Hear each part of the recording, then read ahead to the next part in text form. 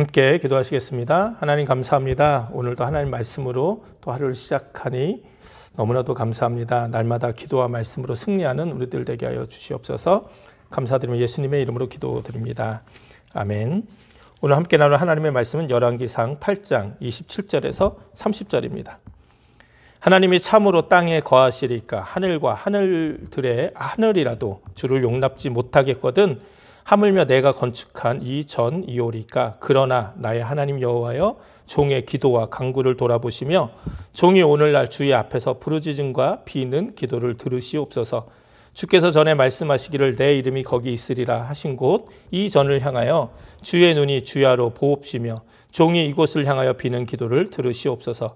종과 주의 백성 이스라엘이 이곳을 향하여 기도할 때에 주는 그 간구함을 들으시되 주의 계신 곳 하늘에서 들으시고 들으시사 사하여 주옵소서.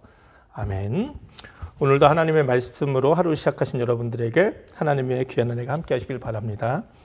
이제 솔로몬이 모든 성전을 다 건축을 마치고 그 성전의 모든 기구들을 다 만들었어요. 그리고 하나님의 언약궤를 이제 다윗성에서 가져다가 성전의 가장 깊은 곳, 또 가장 거룩한 곳 지성소에다 하나님의 언약궤를 두었습니다.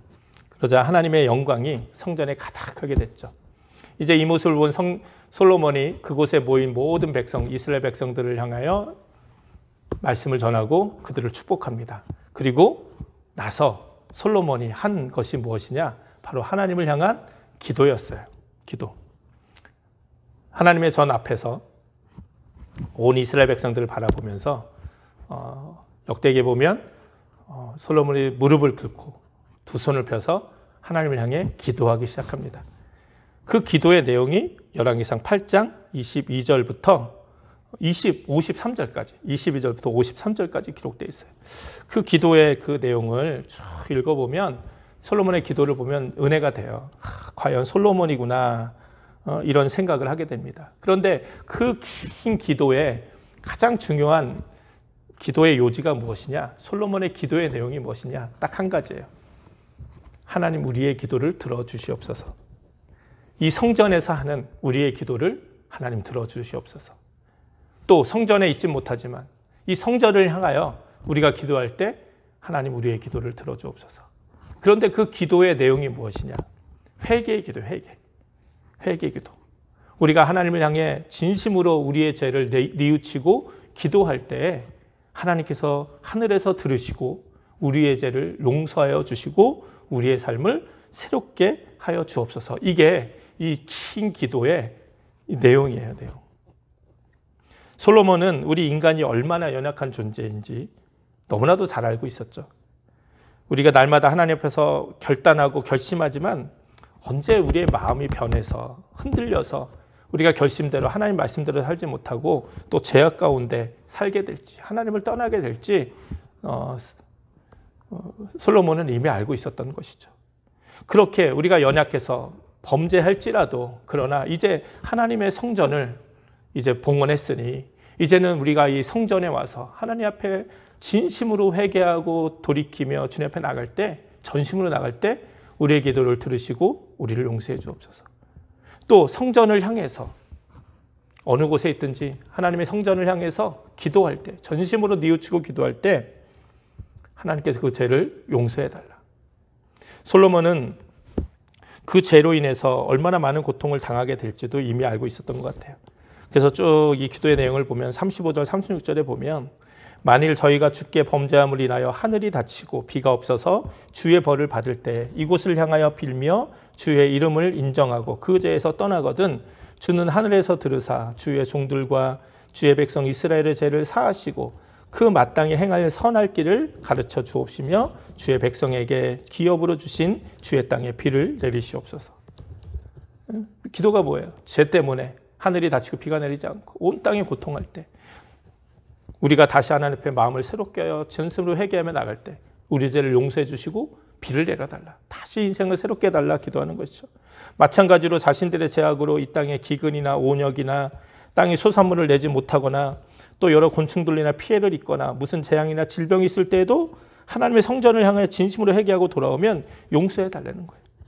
심지어 죄로 인해 나라를 잃게 되고 적국으로 포로로 잡혀갔을 때에도 그 사로잡은 자의 땅에서 그 포로로 있는 그곳에서 돌이켜 하나님의 성전을 향하여 회개하고 기도하며 간구할 때 우리의 죄를 용서하시고 새로운 기회를 달라. 솔로몬은 이렇게 기도하고 있어요. 정말 솔로몬의 이런 기도처럼 후에 이스라엘은요 정말 아수르와 바벨론에게 멸망하잖아요. 그리고 바벨론으로 포로로 끌려갑니다. 사람들이 그 바벨론 그 강가에서 울며 하나님의 성전을 바라보며 자신들의 죄를 회개하며 뉘우치며 전심으로 돌아오기 원했어요. 그때 하나님께서는 오늘 솔로몬의 기도처럼 그 기도를 들으시고 그들을 용서해 주시고 새롭게 다시 이스라엘에 돌아와 새롭게 예루살렘을 건축하고 성전을 건축하는 삶을 허락해 주신 것을 역사 속에서 우리가 볼 수 있어요. 정말 솔로몬의 그 기도가 응답이 되는 것이죠. 솔로몬이 이렇게 간절하게 기도했을 때 역대하 7장 14절에 보면 하나님은 이 솔로몬의 기도를 들으시고요. 이렇게 응답해 주셨어요. 내 이름으로 일컫는 내 백성이 그 악한 길에서 떠나 스스로 겸비하고 기도하여 내 얼굴을 구하면 내가 하늘에서 듣고 그 죄를 사하고 그 땅을 고칠지라. 얼마나 귀한 말씀입니까? 이 솔로몬의 기도를 하나님이 들으셨고 응답해 주신 거예요. 그래서 뭐라고 말씀하신 겁니까? 내 백성이 그 악한 길에서 떠나 스스로 겸비하고 기도하여 내 얼굴을 구하면 기도하면 내가 하늘에서 듣고 그 죄를 용서해 주고 그 땅을 새롭게 해주겠다. 그 인생을 새롭게 해주겠다. 하나님께 약속해 주신 것이죠. 그래서 하나님의 성전은 처음부터 무엇으로 지어진 것입니까? 솔로몬의 기도를 통해 볼 수 있지 하나님의 성전은 하나님의 집은 기도하는 집이라는 기도하는 집. 그래서 예수님이 이 땅에 오셨을 때 성전에서 막 장사하고 한전하고 이런 사람들을 다 뒤집고 내쫓으셨잖아요. 그리고 예수님 뭐라고 말씀하십니까?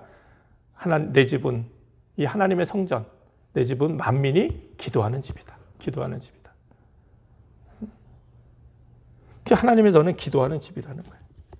이제는 눈에 보이는 예루살렘 성전을 우리가 더 이상 바라보며 기도하지 않습니다.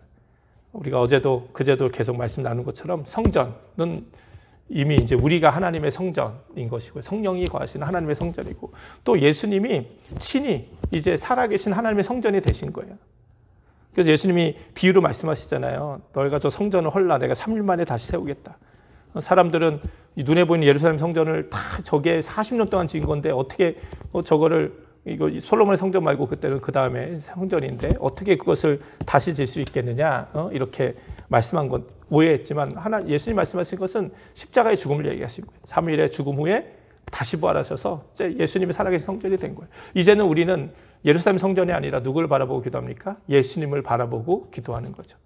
예수님을 바라보며 기도할 때 예수님의 그 십자가의 은혜, 예수님의 그 구원의 은혜를 우리가 간직하고 예수님의 이름으로 우리가 하나님께 기도할 때 하나님께서는 그 기도를 들으시고 응답해 주시겠다 말씀하십니다.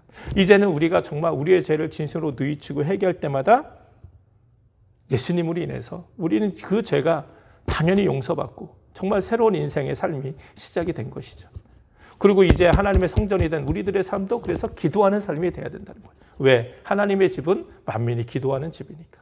우리가 기도로 날마다 겸손하게 우리의 자신을 돌아보며 하나님 앞에 나아갈 때 하나님께서 날마다 하나님의 은혜로 우리의 인생을 새롭게 해 주실 줄 믿습니다.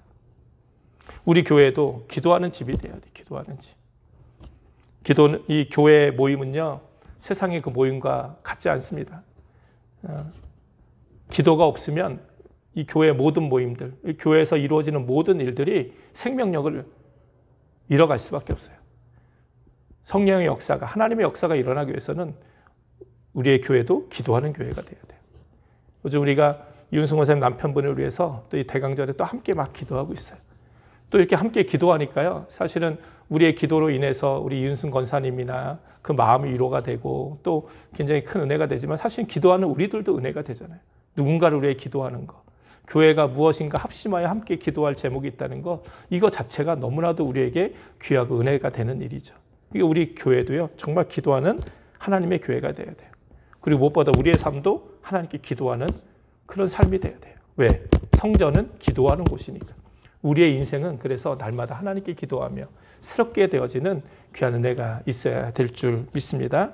오늘 솔로몬의 이 모든 기도를 성전을 건축한 후 봉헌하고 솔로몬이 한 기도를 하나님이 다 들으시고 응답하신 것처럼 이제는 우리가 하나님의 성전인 우리들이 정말 살아계신 예수님의 그 십자가의 은혜를 의지하고 예수님 이름으로 무엇이든지 기도하며 구하고 나갈 때, 그리고 우리가 스스로 우리 자신을 돌아보고 회개하며 겸손하게 주님 앞에 나갈 때 하나님께서 우리의 기도를 들으시고 우리의 죄를 용서해 주시고 우리의 삶을 새롭게 해주실 수 있습니다. 우리 교회를 새롭게 해주실 수 있습니다.